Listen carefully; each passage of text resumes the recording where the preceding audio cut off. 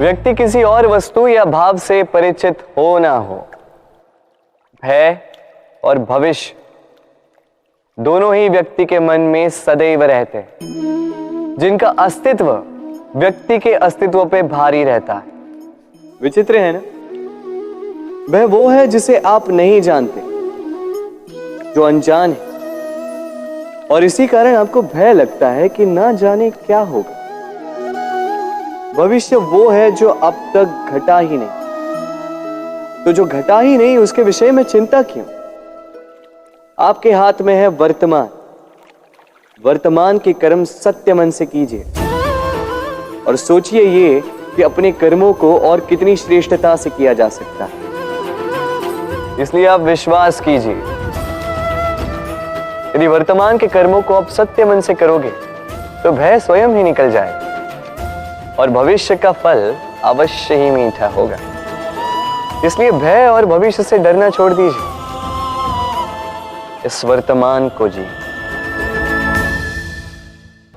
जीवन में हम कई लोगों से मिलते हैं। आप भी ऐसे कई लोगों से मिले होंगे जिन्होंने स्वयं को असफल मान लिया, निराश हो चुके, जिन्होंने ये स्वीकार कर लिया है कि इस जीवन में उनसे कोई कार्य हो ही नहीं पाएगा, वो कुछ कर ही नहीं सकते, किसी कार्य के वो योग्य ही नहीं।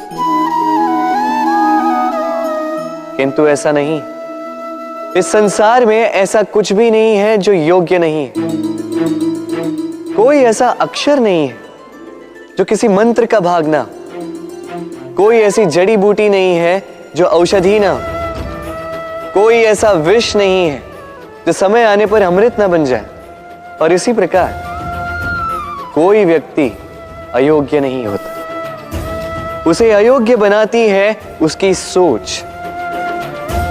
इसलिए स्वयं को जानो, जान जाओगे कि आप क्या हो। अपने अंतर मन को जगाएं। आप देखेंगे कि जिस संसार की नींव ही बनी है आशा से, उस संसार में निराशा, हताशा और हार जैसा कोई भाव अस्तित्व ही नहीं रखता। इतना सुंदर पुस्तक है, सुंदर आवरण है, सजाए हुए पृष्ठ है,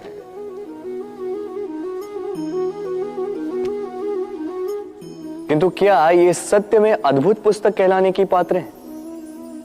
क्या इसमें जो लिखा है वो सत्य है, प्रेरणादायी है, हमारे लिए मूल्यवान है?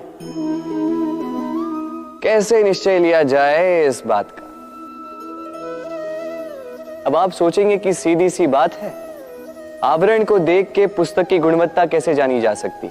इसके लिए तो आपको उसे पढ़ना होगा, उसे समझना होगा, समय देना होगा, है ना? बिल्कुल उचित सोच रहे हैं आप। बस आश्चर्य की बात यह है कि पुस्तक के विषय में आप ये सारी बातें जानते हैं, किंतु किसी व्यक्ति के विषय में आप ये सारी बातें मन में नहीं लाते।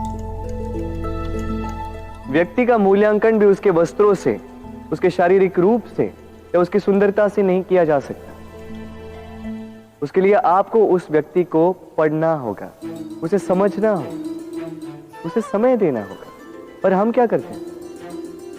पहनावे, रंग, सुंदरता को देखकर आकर्षित हो जाते हैं, उसे प्रेम समझ बैठते हैं और आए दिन कोई ना कोई ये कहते सुनाई देता है कि उसकी प्रेम कहानी सफल नहीं हो पाई, उसे छल मिला। किंतु इसमें दोष किसी और का नहीं, स्वयं आपका है। आपने उस व्यक्ति को समय नहीं दिया, आपने उस व्यक्ति के विचार नहीं परखे। प्रेम 2 क्षण में बनने वाला पकवान नहीं है, इसका स्वाद चखने के लिए आपको जीवन भर का समय देना पड़ेगा।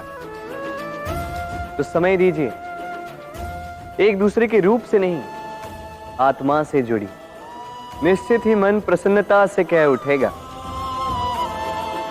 राधे राधे। हम में ऐसा कोई नहीं होगा जिसने वृक्षों को ना देखा, वृक्षों पे इन पक्षियों को ना देखा, इनके घोंसलों को ना देखा, इन पक्षियों को अपने छोटे छोटे बच्चों को भोजन कराते ना देखा।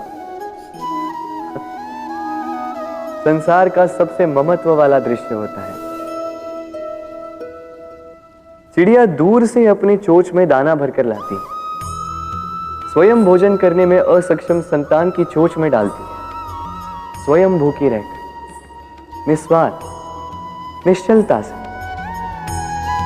और जब संतान के पंख निकल आते हैं,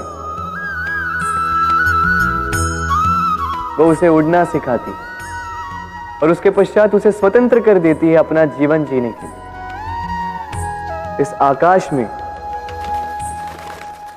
उड़ान भरने के लिए। और हम मनुष्य क्या करते हैं?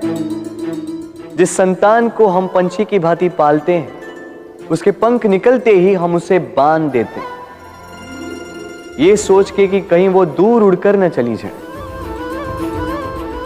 ऐसा नहीं कि इस स्थिति में माता पिता को संतान से प्रेम नहीं है, अवश्य है।